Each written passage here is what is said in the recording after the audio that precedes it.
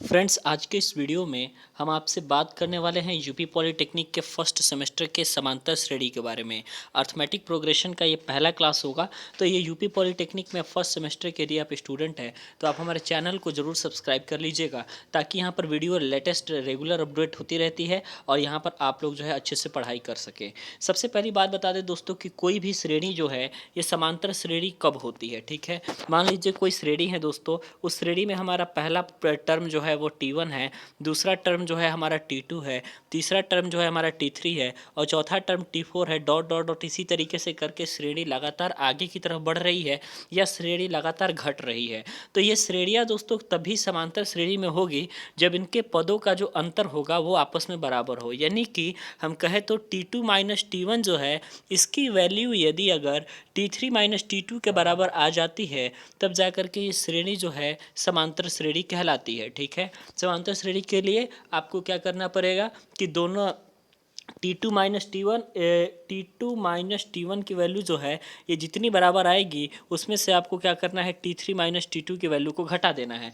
जैसे ही आप घटाएंगे तो आप लोग को वैल्यू एक आएगी और वो वैल्यू होगी यदि बराबर, तब यानी कि उसका सर्वांतर बराबर है। तो इसी सर्वांतर को हम किससे रिप्रेजेंट करते हैं, तो D से रिप्रेजेंट करते हैं। तो सर्वांतर सदैव किन्हीं दो पदों का अंतर जो है हमेशा बराबर रहना चाहिए। और n जो होती है इसमें पदों की संख्या होती है। तो कोई भी समांतर श्रेणी का यदि term T1 T2 T3 T4 यदि है तो nवां पद का फॉर्मूला होता है, इसको हम Tn से रिप्रेजेंट करते हैं। और nवां पद का जो फॉर्मूला होता है दोस्तों ये होता है Tn is equal to a plus n minus one into d. और यहाँ पर a जो है दोस्तों आपका ये आपका प्रथम पद कहलाता है, जिसको हम फर्स्ट टर्म के नाम से जानते हैं। ठीक है, और यहाँ हमारा जो n है ये कहलाता है आपके पदों की संख्या। ठीक है, n क्या कहलाती है, आपकी पदों की संख्या, और d हमारा जो है ये कहलाता है आपका सर्वांतर।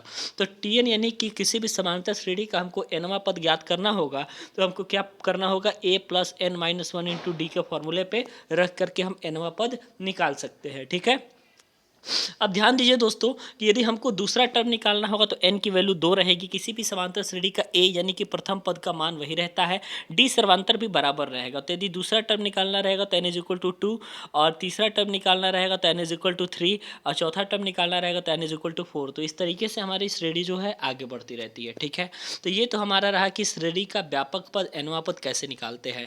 यानी कि यहाँ पे यदि कह दे आपको कि समांतर श्रेणी के n पदों का योगफल निकालिए, यानी कि हमको फाइंड करना है यदि Sn, तो उस कंडीशन में हम क्या करते हैं। ठीक है, Sn फाइंड करने के लिए हमको क्या करना पड़ता है, तो Sn क्या होता है, ये मान लीजिए मेरा T1 है पहला टर्म, दूसरा टर्म T2 है और तीसरा टर्म T3 है। तो Sn निकाला जाएगा तो यानी कि सारे टर्म का योग कितना होगा। ठीक है, उसी को रिप्रेजेंट करते हैं हम Sn से। Sn का जो वैल्यू होता है वो होता है n/2 2a plus n minus one into D के बराबर। ठीक है, तो जिसमें आपका, अब आपको बता दें यदि आप Sn निकाल रहे हैं यानी कि समांतर श्रेणी के n पदों का यदि आप योगफल निकाल रहे हैं तो इसमें जो आपका n होगा वो कितने पदों तक आपका योगफल निकालना है उसकी वैल्यू होगी। ठीक है, ये आपका प्रथम टर्म होगा, n इज इक्वल टू अभी बताया आपको, और d क्या होगा आपका, ये आपका सर्वांतर होगा जो कि T3 माइनस T2 या फिर T2 माइनस T1 के बराबर हो जाएगा। ठीक है, तो यदि हमको ज्ञात करना होगा दोस्तों समांतर श्रेणी का nवां पद और Sn दिया होगा तो उस टर्म में हम क्या करेंगे, n is equal to n minus one, यानी कि Sn माइनस वन के फॉर्मूले से हम क्या कर सकते हैं, यदि हमको Sn के टर्म में AP दिया हो यानी कि समांतर यदि हमारा Sn के पद में दिया हो तब उस कंडीशन में हमारा जो nवां पद होगा उसकी वैल्यू होगी Sn माइनस वन। ठीक है, तो इस तरीके से हमारा समांतर श्रेणी होता है। ठीक है, अब हम बताते हैं आपको समांतर माध्य के बारे में। ठीक है, तो समांतर माध्य क्या होता है, मान लीजिए दोस्तों कि समांतर a और b का समांतर माध्य जो क्या होता है वो होता है आपका a प्लस b/2। ठीक है, यानी कि यदि हमारे पास दो टर्म हो, ठीक है, एक हमारे पास मान लीजिए पहला टर्म a है, दूसरा टर्म a2 है, तीसरा टर्म हमारा a3 है, तो a2 इज इक्वल टू क्या हो जाएगा, a2 इज इक्वल टू हो जाएगा a plus a3/2, a plus a3/2, यानी कि हम कह सकते हैं कि a प्लस b/2 जो होता है किन्हीं भी राशियों के समांतर माध्य को रिप्रेजेंट करता है। ठीक है, तो इसी समांतर माध्य को रिप्रेजेंट करने के लिए a तथा b के बीच के n समांतर माध्य यदि हो, यानी कि मान लीजिए 2 और 12 के बीच में यदि n समांतर माध्य हो तो उस कंडीशन में n समांतर माध्य किससे रिप्रेजेंट करेंगे, a1 पहला समांतर माध्य हो सकता है, a2 दूसरा समांतर माध्य हो सकता है, तीसरा a3 हो सकता है, और डॉट डॉट डॉट ऐसे करेंगे तो ए एन आपका एनवा समांतर माध्य हो सकता है। तो इस कंडीशन में हमको A1 की वैल्यू इस फॉर्मूले से निकालेंगे a plus b minus a upon n plus one, A2 की वैल्यू इससे निकालेंगे a plus two b minus a upon n plus one, A3 की वैल्यू इस तरीके से निकालेंगे और AN की वैल्यू इस तरीके से निकालेंगे। ठीक है, तो ये आप लोगों को ध्यान देने वाली बातें हैं कुछ समांतर श्रेणी में। आगे हम आपको बताते हैं कि समांतर श्रेणी में 3 क्रमागत पदों को, यानी कि यदि कोई 3 क्रमागत पद हो, क्वेश्चन में क्या देता है कि समांतर श्रेणी के 3 क्रमागत पद, कभी भी 3 क्रमागत पद कहेगा तो a minus D A plus D, यानी कि आपको क्या करना है, देखना है कि हमारी संख्याएं क्या है, सम है या विषम है। यदि हमारे 3 क्या है, कौन सी संख्या है, विषम संख्या है, तो विषम संख्या में हमेशा आपको क्या करना है कि पहले a लिख लेना है। ठीक है, और इसके इधर आपको प्लस डी जोड़ते जाना है और इसके इधर आपको माइनस डी जोड़ते जाना है। ठीक है, तो इस तरीके से आप करेंगे तो आपकी समांतर श्रेणी बन जाएगी, जैसे कि ए प्लस डी, ए प्लस टू डी, ए प्लस थ्री डी, इस तरीके से इधर बढ़ता जाएगा, ए माइनस डी, ए माइनस टू डी, ए माइनस थ्री डी, इधर बढ़ता जाएगा। तो आपका श्रेणियाँ बन जाएगी। ठीक है, समांतर श्रेणी में 3 क्रमागत पद कहे, चाहे 5 क्रमागत पद कहे, चाहे 7 क्रमागत पद कहे, तो बीच में ए लेंगे और इधर प्लस डी जोड़ेंगे और इधर प्लस माइनस डी जोड़ेंगे, तो इस तरीके से हमको समांतर श्रेणी मिल जाएगा। ठीक है, आगे बताते हैं यदि हमारा सम हो तो क्या करते हैं। ठीक है, यदि 4 क्रमागत पद दोस्तों कहेगा तो सबसे पहले 2 चीज़ें हम लिखेंगे, क्या, पहला लिख देंगे हम a माइनस डी और दूसरा लिख देंगे हम a प्लस डी। अब कितना भी सम संख्याओं में कहे तो यहाँ पर क्या करना है, इसके इधर आपको क्या करना है, माइनस थ्री डी करना है, इधर प्लस डी थ्री डी करना है। ठीक है, इस तरीके से करेंगे तो आपको 4 क्रमागत पद दिखाई दे देंगे और मिल जाएंगे आपको। अब मैं आपको बताता हूँ श्रेणी कहते किसे हैं, तो मैंने अभी डेफिनेशन से बता ही दिया कि श्रेणियाँ जो होती है वह लाइन जो किसी निश्चित नियम के अनुसार बनाई गई हो तो वो श्रेणी कहलाती है। जैसे कि आपके पास एक श्रेणी हो सकती है 2, 4, 6, 8, ये क्या कर रहा है, प्रत्येक बार 2 बढ़ रहा है। ठीक है, इससे इसे करेंगे तो प्लस 2 बढ़ रहा है, इससे इसे करेंगे तो प्लस 2 बढ़ रहा है, इससे इसे करेंगे तो प्लस 2 बढ़ रहा है।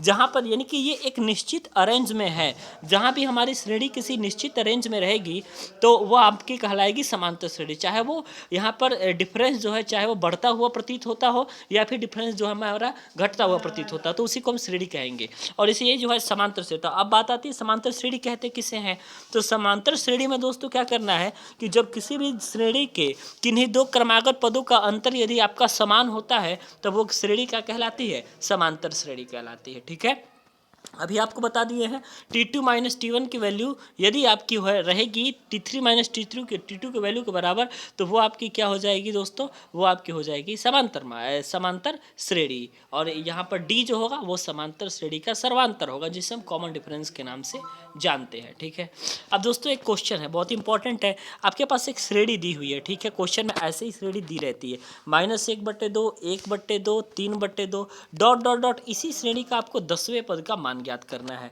मैं आपको बता दिया हूं कि कोई भी श्रेणी का पहला पद a होता है, d हम कैसे निकालते हैं, तो T2 माइनस T1 करते हैं। ठीक है, तो T2 यहाँ पे क्या है दोस्तों, यहाँ पर आप देख लीजिए T1 ये है और ये T2 है, तो T2 माइनस T1 यानी कि 1/2 में से आपको क्या घटाना है, -1/2 घटाना है। ठीक है, तो ये माइनस माइनस मिलके क्या हो जाएगा दोस्तों, प्लस हो जाएगा, तो 1/2 और 1/2 को ऐड करेंगे तो आपका 1 आ जाएगा। कॉमन डिफरेंस d की वैल्यू कितनी आ गई, 1 आ गई, और a की वैल्यू कितनी आ गई, -1/2 आ गई। और कितना पद निकालना है, तो 10वें पद तक ज्ञात करना है, 10 = 10 हो गया। ठीक है, और अभी हमने फॉर्मूले के बारे में डिस्कस किया है कि Tn = a + n - 1 × d होता है, तो आप सारे वैल्यू को रख दीजिए, a की वैल्यू को -1/2 प्लस n - 1 यानी कि 10 - 1 इंटू d की वैल्यू 1 हो जाएगी, और इसको आप सॉल्व करेंगे तो -1/2 तो ये ऑलरेडी है, 10 में से 1 जाएगा तो आपका यहाँ पे 9 बच गया, -1/2 + 9 जो होता है ये 17/2 के बराबर होता है। यानी कि इसी समांतर श्रेणी का यदि हम आगे बढ़ते रहेंगे तो 10वां पद जो है हमारा